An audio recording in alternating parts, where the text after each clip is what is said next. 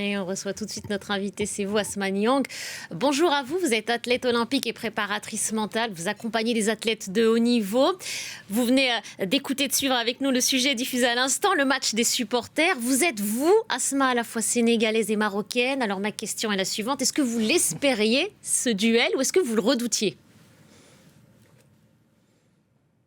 Bonjour Nabia, merci pour cette invitation. Alors évidemment que oui, c'était mon souhait le plus cher que le Maroc, pays d'accueil de cette sublime CAN, et que la finale soit sénégalo-marocaine et forcément de mes origines. Donc j'étais vraiment très très heureuse de voir que cette finale aura lieu enfin. Et vous allez soutenir qui ? Ou entre les deux, votre cœur balance ? Alors cette question, on me la pose vraiment très très souvent. Je vais soutenir qui ? Alors en réalité, il faut savoir que 22 ans, le Maroc, le royaume attend depuis très très longtemps cette coupe, cette CAN à la maison. Mon cœur ne balance pas en réalité. Alors je vais être vraiment très pragmatique. Moi je suis préparatrice mentale et je sais très bien que c'est celui qui va avoir les 4 piliers, qui va être technique, tactique, physique, mental. Aujourd'hui, ce soir, va l'emporter. Donc, 2 lions qui vont s'affronter, vraiment 2 lions de l'Atlas, de la Teranga. Les 2 vont s'affronter à bras-le-corps. Et ça va être un duel extraordinaire. Et je veux regarder ce côté technique, tactique, physique, mental jusqu'au bout. Et qui vont nous offrir un combat, même. Un combat extraordinaire. Sur la pelouse du stade Moulay Abdallah ce soir, ce combat des Lions, vous avez suivi cette compétition depuis le départ, vous êtes vous-même athlète. Si vous deviez proposer une analyse du côté des performances de l'une et de l'autre de ces équipes, quels sont les atouts et quelles sont peut-être les fragilités ou les faiblesses ? Alors je vais commencer par les Sénégalais, sachant que en Côte d'Ivoire, l'ancienne CAN, c'était une équipe très jeune. Ils ont eu beaucoup de maturité aujourd'hui. Les joueurs, ils jouent ensemble, ils sont ensemble. Et on voit une équipe sénégalaise très très solide mentalement, physiquement. On a vu, moi je les mettais dans le bloc final. Maintenant, il faut voir que le Maroc a commencé au départ un peu plus timidement, un peu plus avec la pression. Il faut savoir que c'est à la maison. Il y a un public qui pousse.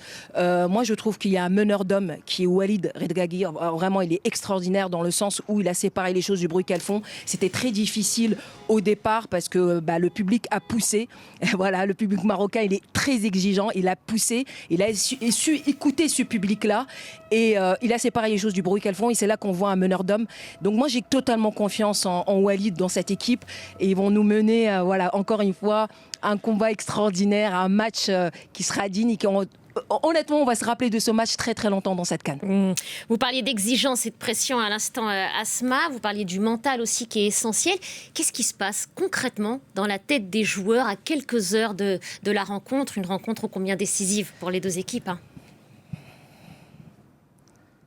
Alors, moi, je veux revenir sur un point, sur la demi-finale. On voit les Sénégalais, à un moment donné, Sadio Mané a fait quelque chose de très important au niveau mental. Il y a vu le public qui voulait pas que le public happe sur la joie qui soit en finale. Donc, il a calmé le public. On voit qu'il le calme, le public, pour que les joueurs soient vraiment très calmes pour la finale. De l'autre côté, c'est vrai que c'était à la maison, une demi-finale, une Nigeria, c'était très difficile. On est passé d'arriver en finale, ça faisait très longtemps. Donc, l'engouement, on était happé par ce public-là. Maintenant, je suis certaine qu'il y a la régénération. Donc, d'être trop... Il y a eu des émotions. On voit Hakimi pleurer. Donc, il y avait beaucoup, beaucoup trop d'émotions. Et je suis sûre qu'avec Walid, qui va reprendre l'équipe et que pour qu'il soit en régénération le jour J, pour qu'il revienne et qu'il performe et qu'il soit concentré. Donc, niveau pression, bien sûr qu'il va y avoir de la pression, mais il faut qu'elle soit très bonne. Et c'est ça qui est, c'est les joueurs, il faut encore une fois qu'ils se détachent du public, ils se détachent des attentes. Il faut qu'ils soient ici, maintenant, ce moment. Et je pense que Bono, le gardien, il le sait très bien le faire. À un moment donné, on voit qu'il fait la fête après parce qu'il s'en est même pas rendu compte, parce qu'il était dans un état de grâce, un état de flow pour arrêter les tirs. Donc il faut s'inspirer de ces instants-là, donc ne pas être happé par l'extérieur et avoir une motivation intrinsèque et rester de faire ce qu'on sait mieux faire, jouer au foot et rien d'autre. Et après, on pourra faire la fête. Après faire la fête, et c'est le rôle du sélectionneur, de l'entraîneur, peut-être aussi du capitaine, de se placer dans une forme de bulle. C'est ce qu'il faudrait faire si l'on vous suit, on vous comprend avant un moment comme celui-là ? Bien sûr. Alors, la bulle, elle est évidemment avant, pendant, et c'est ça qui est l'art du sportif de haut niveau, parce que ça peut aller vite. Et puis, et même lorsqu'il y a une mi-temps, on voit des fois, on peut être perturbé. C'est arrivé à beaucoup de. C'est vrai que moi, cette CAN, je l'ai regardée beaucoup, comme j'accompagne aussi des joueurs, et je continue aussi à me former au niveau des joueurs mentalement.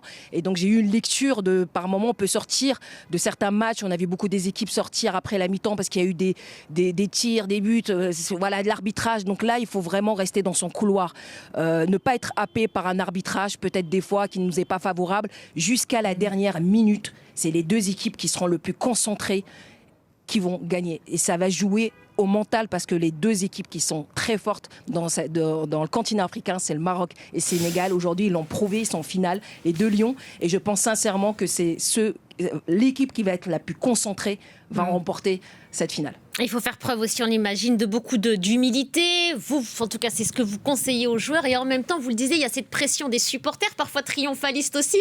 Quand on les regarde, on se dit que pour certains, c'est déjà gagné, c'est déjà plié. Ils sont tellement confiants. Donc, comment est-ce qu'on instaure cet équilibre-là fragile ? Ah bah après, ça, c'est le travail, là, tout de suite, c'est Walid. Je pense que la causerie, je rêve d'être dans la causerie des vestiaires pour voir qu'est-ce qu'il va leur dire juste avant, ou l'entraîneur du Sénégal, aussi le capitaine Sadio Mané, qu'est-ce qu'il va, voilà, qu'est-ce que ça va être cette causerie dans les vestiaires. Moi, j'adore écouter les causeries et le levier de motivation qu'ils vont enlever, que ça soit extra-sec ou intra-sec, mais c'est des moments magiques parce qu'ils transforment des hommes, des meneurs d'hommes comme ça. Donc je pense que cette pression-là, il faut qu'elle soit sublimée. Il faut qu'aujourd'hui, cette pression, elle soit comme des alchimistes. Les joueurs, il faut qu'ils soient des alchimistes transformés. Chaque difficulté en quelque chose de beau ensemble. Et ne pas oublier surtout l'esprit d'équipe, quoi qu'il arrive. Que ce soit au tir au but, il faut qu'il y ait l'esprit d'équipe. Voilà, ils gagnent ensemble. Et est-ce qu'il y a quand même parfois, Asma, et vous êtes la mieux placée que nous, parce que vous les accompagnez, ces athlètes, des moments de craquage au moment de la compétition, au moment où la pression peut-être elle est trop forte? Évidemment, ça reste des humains qui jouent au football, ça reste des êtres, ça reste des hommes. Alors, bien sûr que par moment, il peut y avoir, on a vu des petites...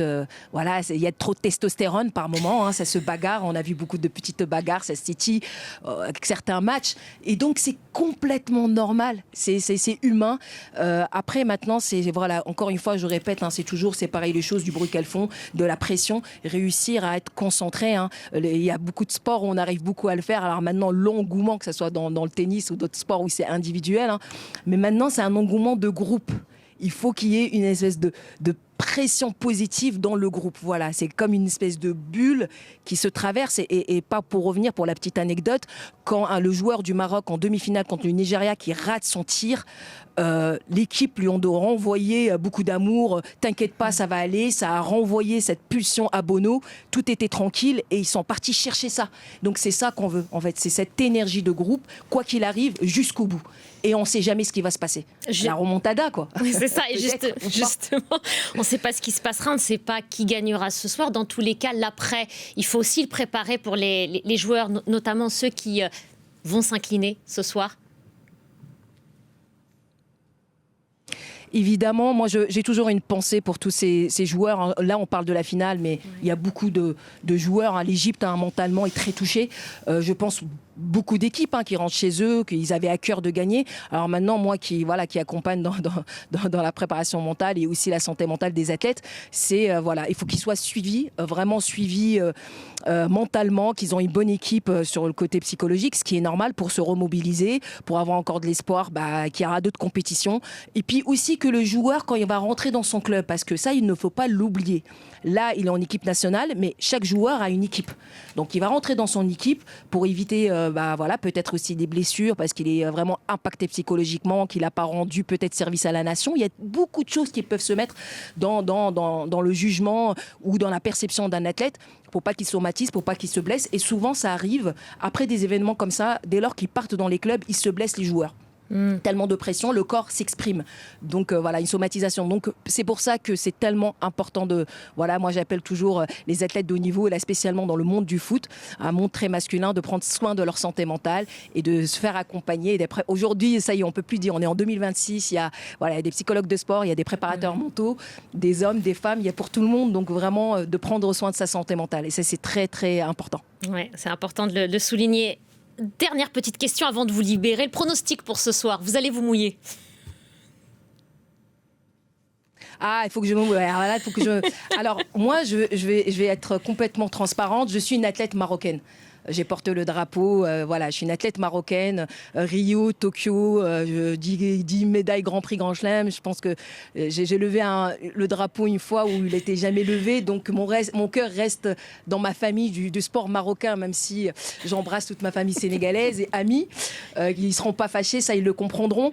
Je souhaite que la coupe reste à la maison, voilà, clairement, ça, j'espère vraiment, voilà, du fond du cœur que la coupe va rester, voilà, au Royaume et que ça va faire plaisir et ça pour l'organisation de tout ce qu'on a mis aujourd'hui, voilà, l'Afrique et là le Maroc il a monté un ton très très fort en Afrique qu'on a pu envier les stades en Occident et ailleurs. On s'est organisé, on a des infrastructures extraordinaires et aussi d'avoir une victoire ici, ça va, voilà, mettre le point sur le i et faire la fête. Et donc, je suis très contente. Bon courage au Sénégal, mais en tout cas, Dima Maghreb. Merci beaucoup, Asma Niang. Merci également à Cédric Ferreira qui a permis la réalisation de ce direct.